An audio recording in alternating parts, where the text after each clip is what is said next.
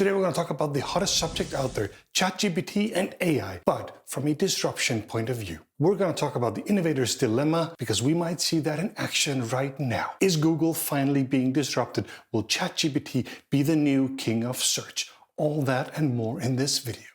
This is Raw Startup.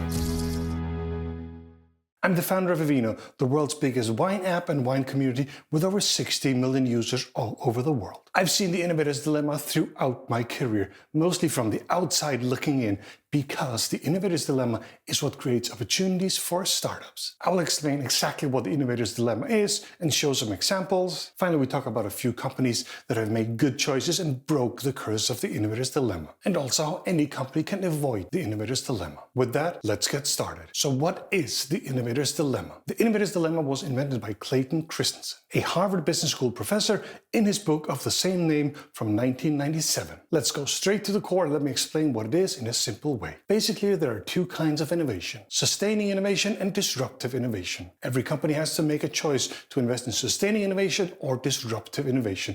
In most cases, a bit of a mix of both. Sustaining innovation refers to the ongoing improvements and incremental advancements that we do to existing products or services in order to stay competitive. So basically invest in what we already do and do that even better. You listen to your customers, do market research on where we can improve, make our product or service better. That is sustaining innovation. On the other side, we have disruptive innovation. This means investing in the introduction of new and disruptive technologies or business models that fundamentally change the way our products, services are created, delivered, or consumed. Classic example here. Blockbuster probably invested too much in sustaining innovation. More locations, better selection, better checkout. Netflix, on the other hand, believed in disruptive innovation, specifically something called streaming. And here we are. Basically, everything startups do is disruptive innovation. Startups don't really have a current business, so they can't do sustaining innovation. There's really nothing to sustain. For big corporations, it's different. They actually have a choice. Do we invest in sustaining innovation or disruptive innovation? That is the innovator's dilemma. We're startup founders, so we laugh in the face of all these companies that choose sustaining innovation. In reality, sustaining innovation can be a very rational choice for these companies.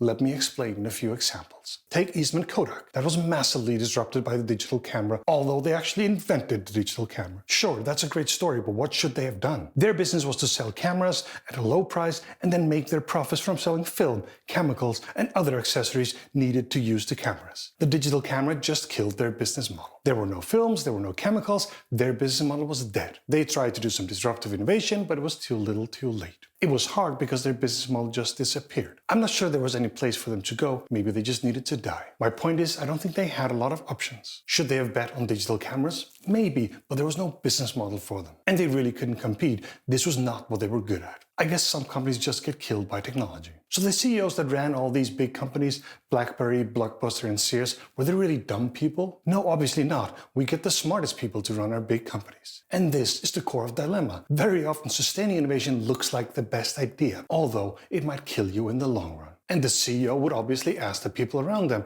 now what would they say? What's the best for them? Investors, what's best for them? They're only interested in the next quarter or two, so no doubt they would say sustaining, disruptive, won't pay off till years from now. What about the team? What's best for them? This is what we know how to do. We would prefer sustaining, or else you have to hire a new team, maybe fire us, so definitely sustaining. What about the customers? What would the customers say they want? In general, customers don't understand disruption. They will understand the product in front of them and how to improve that. So I guess that's sustaining innovation too. This is also well illustrated in a quote that is attributed to the famous car maker Henry Ford. He said, "If I had asked people what they wanted, they would say faster horses." Again, that is sustaining innovation. Finally, what's best for the CEO? Well, I do get my bonus based on quarters, not something that happens 10 years from now. I guess sustaining too. So yes, the entire system is wired for sustaining innovation. And that's why it happens all the time.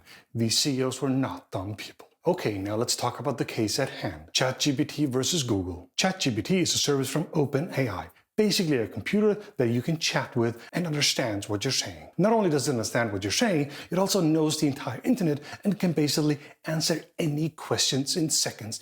It's pretty wild. You can ask about anything and it comes across as really smart. It's really mind-blowing how it has all this knowledge and can sort of combine it. Also, not perfect yet, gets most things right, but sometimes just makes up stuff. So be careful with that. Oh, there's a book too. I didn't know that. There's no book. ChatGPT just made that up. So, not perfect yet. It's like having a person you can chat with that knows the entire internet. So a lot of things we use Google for today might be done better with ChatGPT. So yes, this could really disrupt search, something Google basically has had a monopoly on in the past 20 years. To make things worse for Google, OpenAI is working with Microsoft. Microsoft owns Bing, and Bing is the only real competitor to Google. They've now integrated ChatGPT into Bing search. For the first time ever, Google's monopoly on search is under real threat. Google has a real Kodak-like moment, and it's truly an innovator's dilemma. Google could choose to disrupt search, but that would break their business model. Let me explain. Google makes a living of people searching.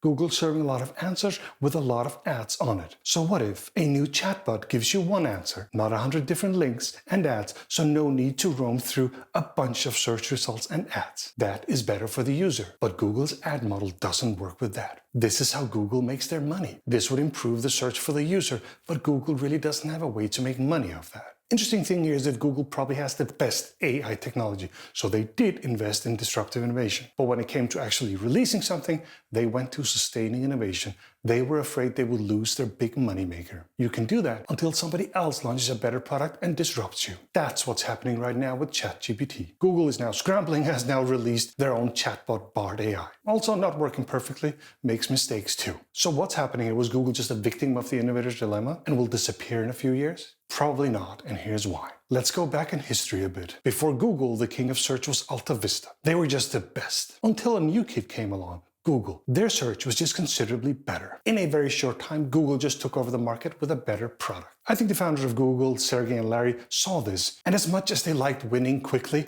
they were also spooked. Back then, going from Alta Vista to Google was easy for a user.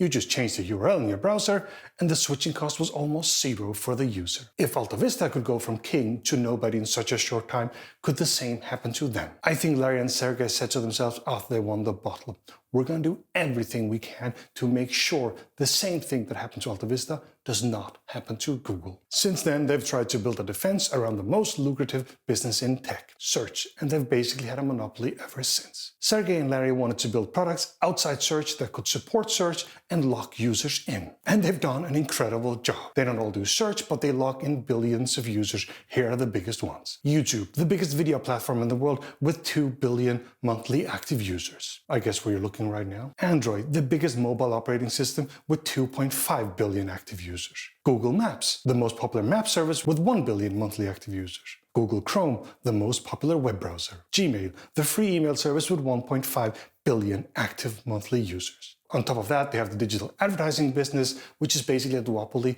run by Google and Meta. Sure, they might make their money on search, but they have other products that are loved by billions of users. The point here is that Google will not just disappear like Alta Vista. No chance. If users move to a new type of search, the lucrative search business is dead forever. All these services that Google owns will delay a move to a new platform. But Google has to build a better search product that can compete with others. Otherwise, it's just a slow death for Google. As long as Google doesn't have the best product, users will slowly move. The new and better product might not have the same lucrative business model. And that's a major problem for Google. The current, very lucrative search business might be gone forever. You might disagree here. Please let me know in the comments. Now back to the innovator's dilemma. How do you avoid being disrupted by the innovator's dilemma? First of all, it's about doing a little bit of both. Some sustaining, some disruptive. You can't just do one. I think the key here is really long-term thinking. If your time horizon is 1 to 2 years, you should really do sustaining innovation. However, if you're truly thinking long-term, say 5 to 10 years, you should really do disruptive innovation. Let's look at 2 examples, companies that have not been disrupted in many, many years, and how they did that. Obviously, Apple. Apple, especially under the leadership of co-founder Steve Jobs, kept showing that they were willing to do disruptive innovation. One of the most famous stories about disruption is about Apple and when they were about to release the first iPhone. Steve Jobs was asked if he wasn't worried that the iPhone wasn't going to cannibalize the iPod that was selling really well. Steve Jobs famously said, "If you don't cannibalize yourself, someone else will. And this is so true. And this is exactly the error Google is making right now. They're letting someone else cannibalize instead of doing it themselves. Or maybe they were just waiting, trying to make as much money as long as they could. Very few companies have leaders like Steve Jobs. But if you let a leader think truly long-term, you can escape the innovator's dilemma. I believe that one of those leaders is Microsoft's Satya Nadella. Let's talk Microsoft. Whereas Steve Jobs led Apple by being an integrated part of the innovation at Apple, my impression is that Satya has done the exact opposite. He has let others think long-term. He has done some incredibly smart acquisitions, specifically acquiring LinkedIn and GitHub, and now also a big investment and strategic alliance with OpenAI that owns Chat GPT. Then Microsoft left them alone to do disruptive innovation. This has put Microsoft in an incredible position where they can integrate Chat GPT into Bing and for the first time ever challenge Google's dominance on search. I mean, this is truly impressive. I just don't think it's that common that an older company leads disruption. Usually it's a startup or some new technologies that pushes forward for disruption. And a bit of a historic note here too. I think the reason why Microsoft's doing so well now is because they failed miserably on every single acquisition during the Steve Ballmer years. Companies like Skype, Yammer, and Nokia's device business